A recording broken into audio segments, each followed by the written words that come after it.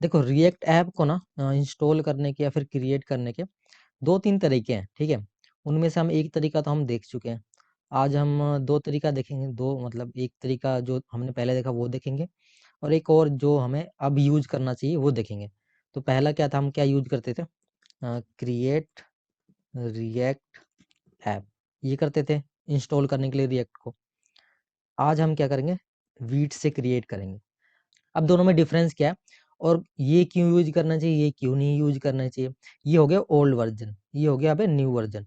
अब रिएक्ट के ऐप पे चलते हैं, वो देखते हैं वो क्या बोलता है। रिएक्ट लर्न रिएक्ट पे क्लिक करो, यहाँ पे जाओ, इंस्टॉलेशन हमें देखना है, ठीक है? Start a new project. अब देखते हैं, ये बोल रहा है कि भाई एनपीएस क्रिएट नेक्स्ट से कर लो। ये सारे तो फ्रेमवर्क है, हमें फ्रेमवर्क से नहीं। देखो जो हमने अभी बताया ना, क्रिएट रिएक्ट ऐप, इसने बताया नहीं, यहाँ पे कुछ जिक्र ही नहीं किया कि इससे क्रिएट करो। अब ये बोलता है कि ये काम करो, फ्रेमवर्क के बिना तुम्हें रिएक्ट क्रिएट करना, तो एक काम करो, तुम वीट या फिर पार्सल का यूज कर लो। तो हाँ, आज हम करेंगे वीट का, ठीक है? तो दोनों में ये डिफरेंस क्या है, वीट और पार्सल होता है क्या है? ये होता है एक यूटिलिटी होता है जो एक बंडल क्रिएट करके देता है। जैसे एनपीएक्स क्रिएट रिएक्ट ऐप करते हैं हम, तो एक बंडल बना के दे देता है, एक फोल्डर बना के दे देता है हमें, बहुत सारे बल्कि फोल्डर बना के दे देता है और बोलता है इसमें यूज कर लो, अब करते रहो। सेम चीज ये करता है, सेम चीज ये करता है, लेकिन दोनों में अब दोनों या तीनों में डिफरेंस क्या है? ये ना टाइम कंज्यूमिंग, अभी हम करके देखेंगे, इसको भी करेंगे और इसको भी करेंगे और दोनों को कंपेयर करेंगे। ये टाइम कंज्यूमिंग है और बहुत ज्यादा बल्की है, हैवी लोड है, और बिना जरूरत की चीज भी ये दे देता है, जबकि ये नहीं देगा, ठीक है? तो एक काम करते हैं, अ, हाँ, एक चीज़ और दिखाता हूँ मैं। एक काम करो, यहाँ पे लिखो क्रिएट रिएक्ट, इस पे चलते हैं, देखते हैं। हाँ देखो, ये क्या बोल रखे, this docs are old and would not be update, go to React doc. अगर इस पे क्लिक करोगे ना तो तुम्हें इसी वेबसाइट पे चल जाओगे, इस वाले पे देखना। देखो ये उसी वेबसाइट पे ले जा रहा है। तो अब क्या बोलता है कि ना ये तो अपडेट हो नहीं रहा है, यहाँ पे तुम एक काम करो, यहाँ पे दिया होगा देखना तुम्हें, क्रिएट रिएक्ट ऐप, ये रहा देखो, जिससे हम पहले करते थे, NPX create react app my app.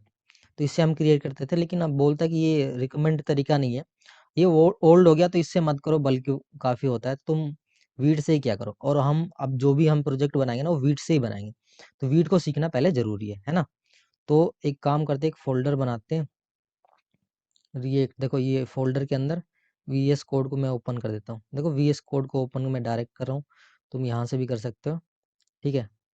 तो पहले हम करेंगे क्रिएट रिएक्ट ऐप से एक रिएक्ट को इंस्टॉल करेंगे, ठीक है? तो कंट्रोल जे करो यहाँ पे, और यहाँ पे क्या कमांड लिखना था, npx।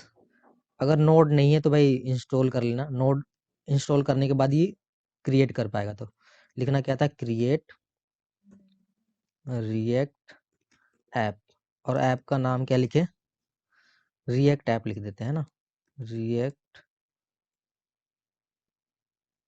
ऐप, इसको करते हैं इंस्टॉल, ठीक है? अब ये होगा, टाइम लेगा, देखना आप कितना टाइम लेगा। अभी मैं बताऊंगा एग्जैक्ट, तो 11:23 हो रहे हैं, ठीक है? मतलब अब टाइम में देखता हूँ कितना टाइम लेता है। अब देखो ये रिएक्ट ऐप क्रिएट करेगा।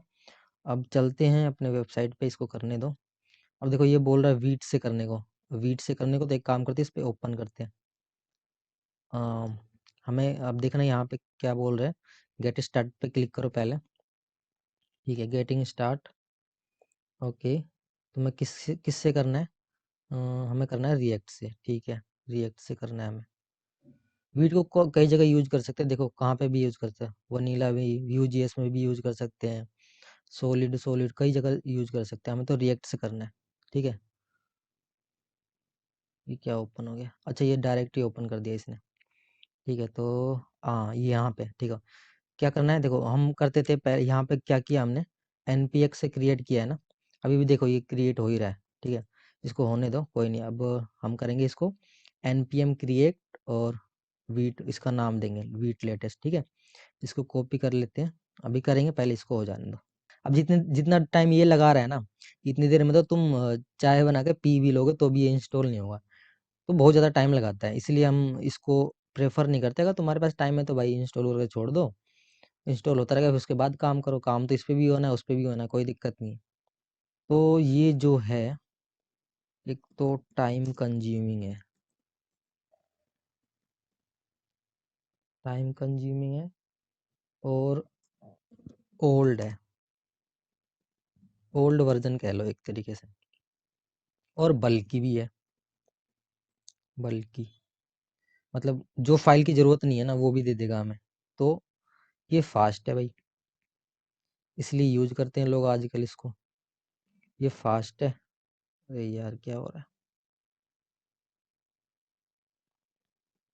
ये फास्ट है और फास्ट है इसीलिए तो यूज करते हैं। बल्कि भी नहीं है भाई ये, बल्कि नहीं है। ठीक है, जो जरूरत की चीज़ है वही देगा। अभी तक इंस्टॉल हुआ कि नहीं हुआ, देखो अभी भी टाइम लगा रहा है यार, 2 मिनट से ज़्यादा हो गए।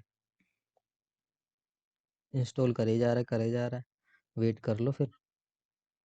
देखो भाई इंस्टॉल तो हो गया, इसने कम से कम 3 मिनट तो लगाए थे इंस्टॉल होने में। ठीक है, अब क्या बोल रहा है कि एक काम करो, CD रिएक्ट में जाओ, जो भी तुमने ऐप का नाम लिखा था, मतलब CD का मतलब change directory, CD react app के अंदर जाओ।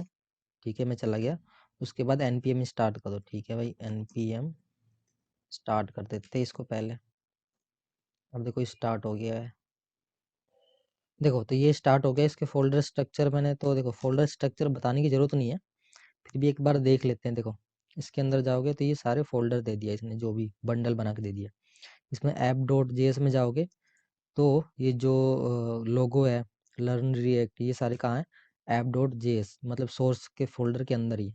ठीक है, तो इसको याद रखना। अभी अब इसी चीज को ना हम वीट से क्रिएट करके देख लेते हैं। ठीक है, तो पहले Ctrl+J करो और देखो भाई एक नया टर्मिनल ओपन कर लेते हैं। देखो अभी हम कहाँ पे हैं, रिएक्ट कोर्स के अंदर, रिएक्ट वीट के अंदर है। रिएक्ट वीट मतलब ये फोल्डर है। ठीक है, इस फोल्डर के अंदर बनाओ। इसके अंदर अगर तुम हो ना तो भाई इससे बाहर निकल जाना CD से करके। ठीक है, अगर तुम हो तो मैं अभी कहाँ बना रहा हूँ, इस फोल्डर के अंदर। तो मतलब इस फोल्डर का मतलब है इस फोल्डर के अंदर एक ये प्रोजेक्ट बनेगा, एक और बनेगा। ठीक है, यहाँ तक। कई बार लोग गलती कर देते हैं, यहाँ तो CD से अपना अपने CD से मतलब डायरेक्टली चेंज कर ले रहा। तो मैं अभी क्या करूँगा, एक काम करते हैं, इसका वीट का कैसे इंस्टॉल करते हैं ये देख लेते हैं ना। तो यहाँ पे क्या लिखा है, npm से करना है तुम्हें, तो npm क्रिएट वीट लेटेस्ट ये कर दो कॉपी। एक काम कॉपी करो यहाँ से, इसको करो पेस्ट, अब करो एंटर। ठीक है, अब क्या आगे बताएगा कि प्रोजेक्ट का नाम क्या रखना है तुम्हें, तो मैं वीट प्रोजेक्ट ही रख लेता हूँ। क्या, वीट प्रोजेक्ट, एंटर। अब पूछ रहा है किससे बनाना है भाई, तुम्हें किस पे काम करना है, Vue.js पे, रिएक्ट सेलवेट लोडेड। मेरे को क्या करना है भाई, मेरे को तो रिएक्ट पता है अभी तक। तो रिएक्ट पे एंटर करो। रिएक्ट में क्या, जावास्क्रिप्ट या टाइपस्क्रिप्ट, भाई मेरे को तो जावास्क्रिप्ट आता है अभी तक। एंटर करो। अब देखो यहाँ तक हो गया, ये प्रोजेक्ट बन गया तुम्हारा, देख लो। ये जो सारी चीजें है वो यहाँ पे आ गई है, लेकिन अभी ना एक चीज इसमें नहीं है। क्या है वो, नोड मॉड्यूल। तो नोड मॉड्यूल अभी बोलेगा इंस्टॉल करने के लिए। एक काम करते हैं, इसको हाइड करते हैं पहले, वीट को देखो। ठीक है, तो यहाँ पे बोल रहा है कि भाई now run CD wheat project पे जाओ पहले। ठीक है, जो जो बोल रहा है वो करते जाओ बस। CD वीट प्रोजेक्ट, इस पे जाओ, CD वीट प्रोजेक्ट पे एंटर करो। ठीक है, उसके बाद क्या बोल रहा है, npm इंस्टॉल करो। npm इंस्टॉल से क्या होगा, जो ना नोड मॉड्यूल इसके अंदर नहीं है ना, इसके मतलब इसके अंदर है, वीट के अंदर नोड मॉड्यूल नहीं है। ठीक है, तो वो हमें इंस्टॉल करना पड़ेगा। तो यहाँ पे लिखो npm इंस्टॉल। देखो या तो ये लिख दो या फिर शॉर्टकट में npm i लिख दो और एंटर कर दो। अब देखो ये नोड मॉड्यूल इसके अंदर आ जाएगा, अभी देखना इंस्टॉल हो रहा है ये। देखो नोड मॉड्यूल आ गया ना इसके अंदर, इसके अंदर भी है और इसके अंदर भी है। ठीक है, तो अब एक काम करते हैं ना, इसको ना रन कर लेते हैं। ठीक है, इसमें आगे क्या बोला था इसने, npm रन डेव करो। देखो उसमें क्या करते थे, npm स्टार्ट करते थे। ठीक है, उसमें भी npm रन स्टार्ट करोगे तो स्टार्ट हो जाएगा। अगर तुम्हें नहीं पता कि इसको स्टार्ट कैसे करेंगे, तो एक जाओ package.json में जाओ और देखो स्टार्ट, यहाँ पर देखो लिखा हुआ है, डेव लिखा है ना। लेकिन अगर मैं इसी में रिएक्ट ऐप के इसके अंदर जाऊं तो इसके अंदर देखो क्या लिखा गया, स्टार्ट लिखा है, तो दोनों डिफरेंस पता लग गया। स्टार्ट कैसे करते हैं, अब इसको स्टार्ट कैसे करेंगे। CD प्रोजेक्ट, ये क्या लिख दिया मैंने। अभी हम इसके अंदर है ना, वीट प्रोजेक्ट के अंदर ही है ना, ठीक है। CD wheat project, wheat project, control C करो यार, कंट्रोल C से क्लियर हो जाता है। ठीक है, अभी हम किसके अंदर है, वीट प्रोजेक्ट के अंदर है। तो अभी हमें क्या करना है, npm रन डेव करना है, या फिर npm डेव लिख दो तो भी चल जाएगा। अभी हम वीट प्रोजेक्ट के अंदर ही है ना, हम किसको स्टार्ट कर रहे हैं भाई, वीट प्रोजेक्ट, ठीक है। हम ठीक है, एंटर करो इसको। अरे यार कहाँ कर रहा हूँ, यहाँ करो एंटर।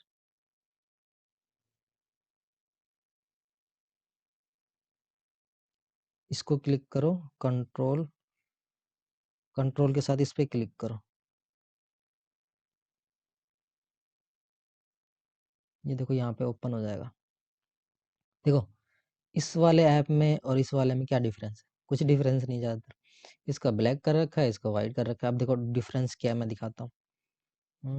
दोनों के अंदर डिफरेंस भी तो पता करना ज़रूरी है। देखो रिएक्ट ऐप को ओपन करते हैं और वीट को भी ओपन कर लेते हैं, ये वाला, ठीक है। देखो इसमें भी नोड मॉड्यूल है, इसके अंदर भी पब्लिक है, पब्लिक है, SRC है, SRC गिट इग्नोर है, इंडेक्स फाइल, सब कुछ सेम ही तो है।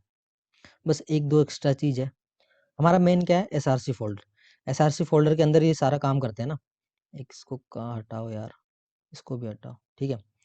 तो हमारा मेन काम, इसको बंद करो यार। तो इस वाले को SRC को ओपन करते हैं, ठीक है। इस वाले देखना, अब रिएक्ट ऐप में हूँ। अब नोड वाले को ओपन करता हूँ SRC में, ठीक है। ओपन हो गया, देखना इसके अंदर ऐप डॉट CSS है, इसके अंदर भी है, ठीक है। ऐप डॉट JS है, इसके अंदर भी ऐप डॉट JS है, लेकिन यहाँ पे JSX लिखा है, ठीक है। इसके अंदर ऐप टेस्ट होगा, इसके अंदर भी होगा, कहीं ना कहीं तो होगा ही टेस्ट वाला, नहीं है क्या। अच्छा डिलीट कर दिया, इसकी जरूरत भी नहीं पड़ती हमें, ठीक है।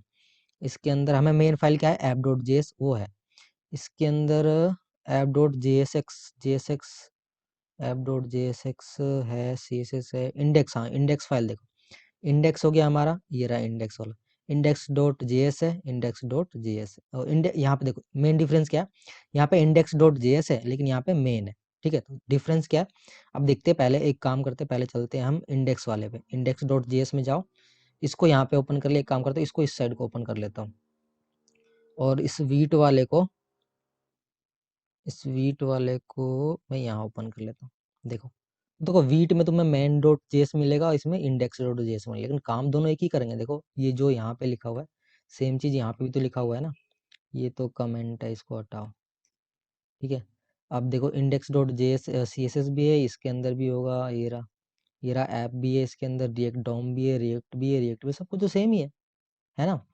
तो इसको अब हटाते हैं, इसको तो देख लिया हमने। एक काम करते हैं, अब ऐप में मेन तो हमारा क्या है, ऐप है ना। ऐप डॉट JSX में चलो, इसको एक काम करते हैं, इसको ओपन करते हैं पहले हमारे वीट वाले को।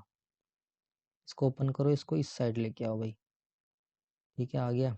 और इस वाले ऐप को यहाँ ओपन करते हैं। अब देखते हैं दोनों में डिफरेंस क्या है। देखो देखो दोनों का नाम नेम सेम है, अब दोनों में डिफरेंस क्या है। देखो यहाँ पे वीट प्लस रिएक्ट और लोगो आ रहे हैं ना, ये सारे काउंट भी लिखा हुआ है, ये सब लिखा हुआ है।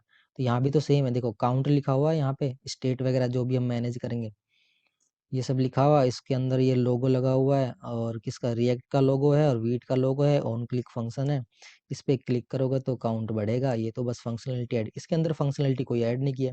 इसमें क्या दिया है देखो, ये इसमें चलते हैं। देखो लोगो है, लर्न रिएक्ट लिखा है, और एक H1 के अंदर लिख दिया होगा, उसके अंदर देखो ई टैग के अंदर लोगो है, इसके अंदर है। तो एक काम करते हैं, देखो अभी इसको इसके जैसा कैसे बनाएंगे भाई, डिलीट कर दो, एक काम करो, हटाओ इसको सबको, इसको भी हटाओ। लो हटा दिया मैंने। से यूज स्टेट का भी जरूरत नहीं है, हटाओ। ये लोगो वगैरह हमें कुछ नहीं चाहिए, इसको भी हटाओ, यूज स्टेट को भी हटाओ। हो गया सही। इसको इसमें से हटाओ, ये हमें नहीं चाहिए। ऐप इसको भी हटाओ,